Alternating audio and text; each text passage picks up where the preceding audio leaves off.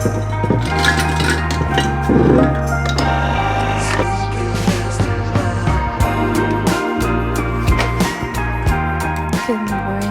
morning. Hi. I know you can barely see me right now, but it's probably for the best because I've got that like fresh, just woken up, cute look about me right now. I've also decided to put on these very slippery eye patches. I don't know if anyone else's skin gets so dry in summer. I feel like most people's skin gets dry in winter, but mine hates the summer. Honestly, I'll take it being dry because it was around this time last year that I had like the acne breakout on my cheeks. So this is fine, we can deal with this. Good morning. I wanted to have a nice early morning today. My sister's actually staying with us right now. She's visiting, which is really, really lovely, and we've booked for all three of us to go to a Pilates class this morning. I feel like we've got to start a thing like balcony chats. Such a beautiful morning today. Does anyone else feel a little bit sick though, that like we're somehow in August, and that means there's like 4 months left of this year, and we all know this half of the year just kind of flies by. I enjoy my little morning coffee and then get ready and go. Are you familiar with this stuff as well? Set the white.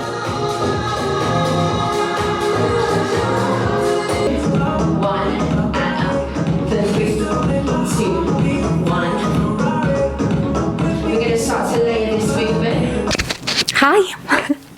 I love this little mic. Makes me want to do more like cozy chit chat discussions with you. You know what I'm realizing is I feel like that craving to talk to you guys a bit more, to do a bit more of chatty vlogs for a bit. I don't know. I kind of did that in my last vlog, I suppose. And I actually wanted to take a moment to say thank you so much for just like all the love, the response, the messages to that video. The comments I got on there from you guys just being so lovely, because I was talking about struggling a little bit, not knowing what to make, not being proud of content, and letting you guys down because my head's been a bit everywhere at the moment. I feel like if you've watched me for over the 4 or 5 years I've been on YouTube, it's rare that I will be like emotional in a vlog. It's rare that I open up that vulnerability to that level. And so yeah, just thank you for, I don't know, being so kind and bearing with me during this particularly weird summer, this weird chapter in my life. Something I certainly can take away from this summer is learning to be more open and learning how to express what I'm feeling and when to ask for help. We go through seasons of life and you are not going to be on it every season, but I feel like something I've learned to do is proactively take steps to still make me feel my best and make me feel better during lower periods. I've spoken before quite a bit about how therapy has been a big part of that journey for me.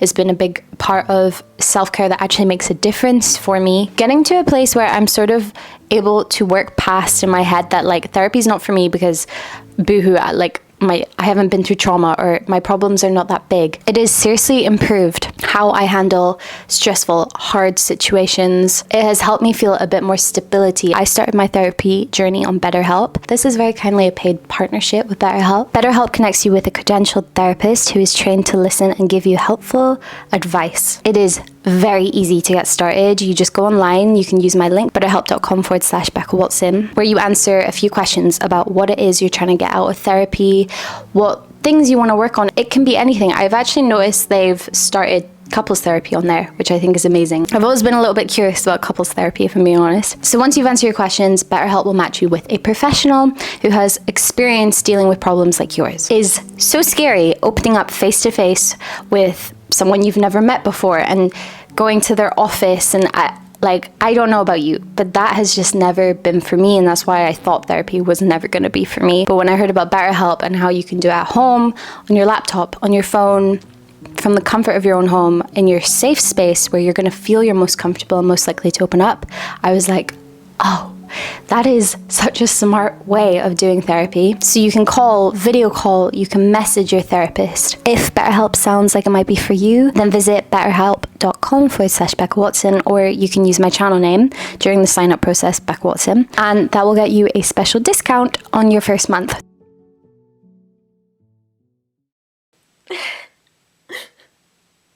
This means we're back to square one. Not necessarily, it's just have a...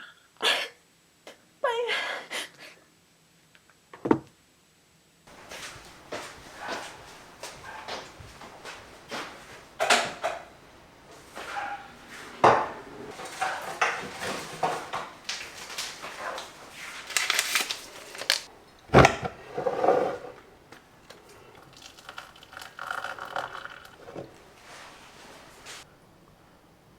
Okay, truthfully, I was just gonna make like a few summer days of my life, that kind of video, a little summer in London vlog, but I just couldn't film like normal because we got some bad news, and I've basically come to the decision of like, I'm tired of pretending that this massive thing isn't happening in the background.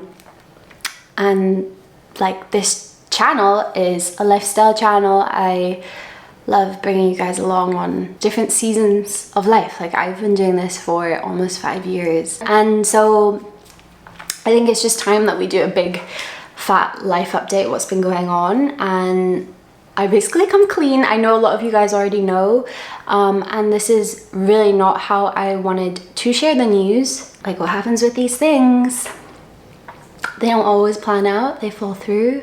And I'm not putting this out for like sympathy, and I don't want to sound overly dramatic, but buying a home, buying a property is so stressful, and it is consumed like basically this whole entire year. It's not that it necessarily like takes up all of my time, but it takes up so much mental capacity and so much mental energy, and I feel like I just haven't been myself this summer. Everything's been on pause, we've been waiting, and honestly it already feels so refreshing to just like be able to talk about it openly. And I think with these kind of things, we're told like, just keep them close to your chest, you don't want to jinx it.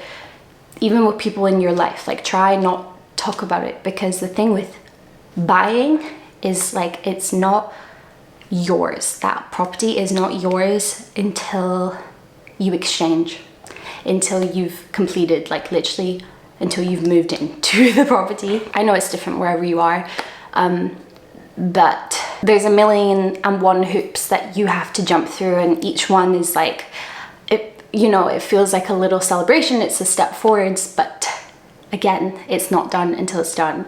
And we sadly got some really disappointing news a few days ago, and I didn't want to carry on this vlog, and I took some like restful days, and I decided like, fuck it, I wanna be transparent about this journey. And I thought I'm just gonna sit down and give you guys a big fat life update about what has been going on and the whole process of buying a property in London, which feels like such a dream to say. Obviously, Will and I have been so lucky, and this has been so exciting, and I hate to take away from that. But yeah, I just want to explain like why I've not been posting super consistently this summer. It's been really hard to like hide that big chunk of my life, and I was really hoping I could just surprise you guys with a big like moving vlog. I bought my first flat in London, but it just hasn't worked out that way. And I guess to give you an idea of timeline, we started looking at properties 2 years ago next month. This process started 2 years ago, and I've hinted about it. I feel like people had no idea how long this has been going on, but it wasn't until March this year that we found this lovely little 2-bed flat in West London, a lot more central than where we are right now, a place that like I never thought we could get. And yeah, we put an offer in, it got accepted, and then a month or two into that process we got the mortgage offer as well. I just got an email from our mortgage broker saying, I'm really pleased to inform you that the lender has now issued your mortgage offer. Oh, we finally have the official mortgage offer. Which for me was like a massive win, because there was always like this niggly part at the back of my brain that's like, girl, this is your job. Like, banks aren't going to take you seriously. What banks are going to seriously want to give you money? Forget it. Like, this is not a real job, which I obviously wholeheartedly don't believe that statement, but just that like complete imposter syndrome that I could get a mortgage. I don't know. that was always there, and that was a big concern. So when that came through, like, yeah, it was just really gratifying, and I don't know, feel like this work is validated. And so we were planning to move end of May, June, then started falling into like, oh, it's probably gonna happen in July. Our moving date has been pushed back. And now we're in August. Now we're in mid-August. We got like a firm, hard completion day that's been and gone, because there is like one big problem that was flagged. I'm not gonna go into it, but essentially that one thing has become a deal breaker. I cried it out on the day we got the "I'm so sorry" email from our solicitor, but at the same time, it's not completely fallen through, and that's why I was really hesitant to even make this video, because it's still a waiting game. This whole thing has been a waiting game. We're both really tired. Whatever way it goes, whether we move into this place, I'm being honest with you guys now, that probably won't happen. And then so it's a case of maybe going back onto the market, going back to viewings, going back to square one, which breaks my heart.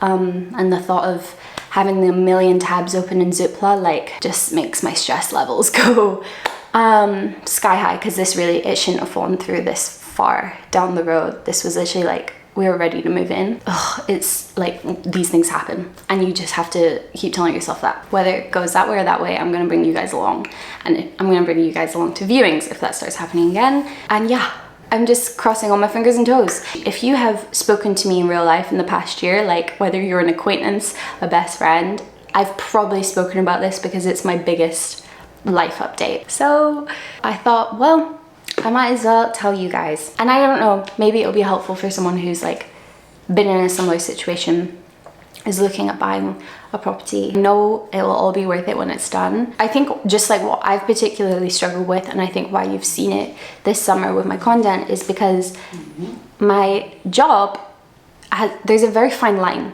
between like my job and crossing over into personal life. Don't know, I find it really difficult choosing what to share online. I think the older I get, the more conservative I almost want to be with decisions like that. But I'm at the point now where like I really don't see the harm in sharing this, and I don't know, I just want to stop like hiding it on here. Another big life update is we're getting married in a year.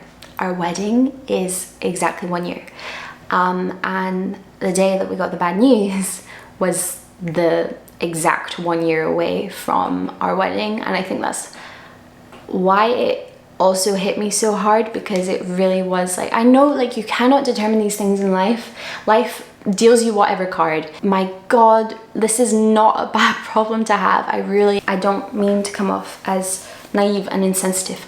I am so lucky to be in this position. It is not all bad. It's gonna be fine. We're gonna work it out. I just don't think it's good for me to be so quiet about it on here now. But yeah, we're getting married in a year.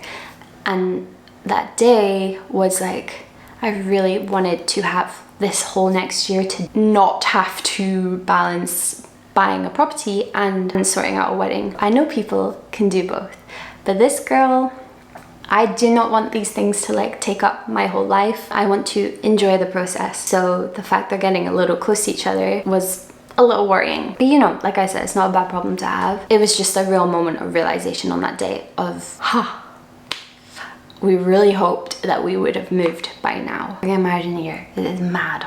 I'm going to share some videos of flats that we viewed earlier in the year, because I think that'll be fun. A little flat hunting in London segment. But I'm going to withhold from showing you the flat until it's done, or not done. So we were literally open to looking at one beds, because we've really learned like prioritize location over size. I just feel like where we're at right now with life, like I want to experience a bit more of being connected to London. Like I love this flat, but I don't love where we live. And so something I really learned, this flat was great when we first moved here. It was really close to my office, but now it just does not do the job. And so this one was really cute. It's in pretty central West London. It's really small, but a lot of them are, and I really liked the living room.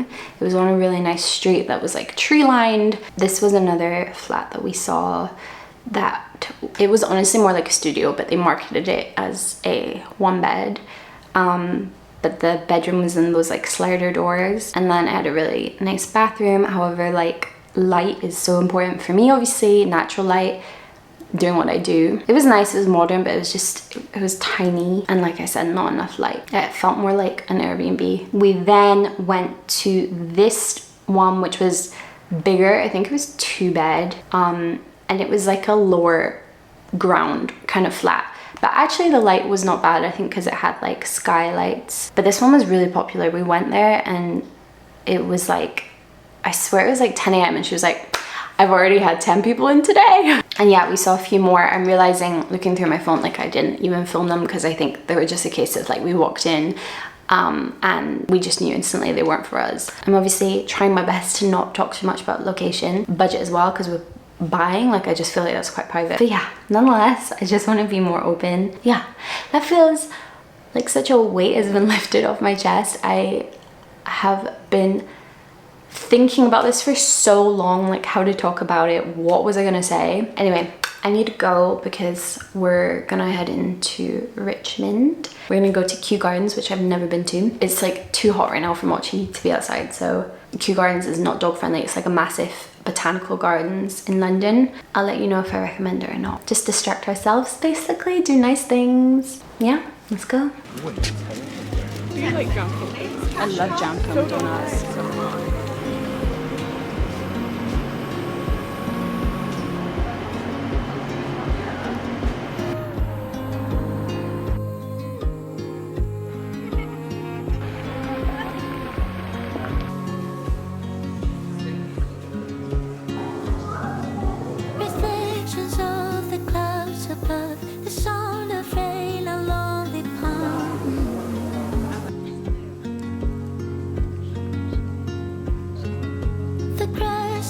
I feel like I get the hype now with Kew Gardens. Like, we've been in London for almost 3 years, and kind of have just avoided this place because it's not dog friendly. But now we've been, I get it, I do get it. It's very beautiful in there. I mean, today's too hot to even bring Mochi out, so it's a perfect day to do this. All the things I left behind, save this little place in my